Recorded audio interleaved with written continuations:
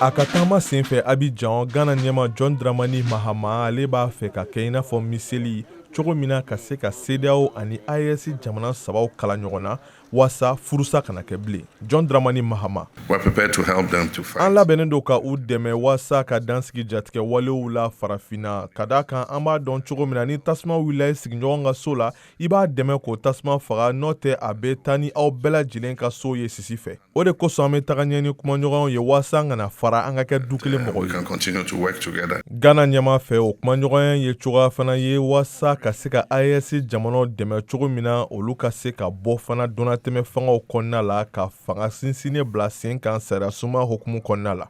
Alassane Ouattara ale bɛ o kumanyɔgɔnya in kunbɛn ni hakilina ɲuman ye sabula ale ka fɔ la farafina tilebiyanfan ka siniɲɛsigi gulonnen bɛ o de la. Nous vous faisons confiance, Monsieur le Président. An ka danaya bɛ John Dramani Mahama kan wa an bɛ a ɲini a fɛ a ka se ka kumanyɔgɔnyaw kɛ ni an balima jamanaw ye cogo min na CEDEAO kana fara sabula nin ye farafina tilebiyanfan jamanaw ka siniɲɛsigi de ye. Car il y va de l'avenir des peuples de l'Afrique de l'Ouest. Ka fara AES ani CEDEAO cɛ kan Ghana ani Côte d'Ivoire ɲɛma fila olu kumana babu wɛrɛw kan ka taa lakanako ta fan fɛ fo ka taa se sɔrɔko ani kakao ko ma diɲɛ kɔnɔ olu jamana fila minnu bɛ ten kan kakao sɛnɛ hukumu kɔnɔna la.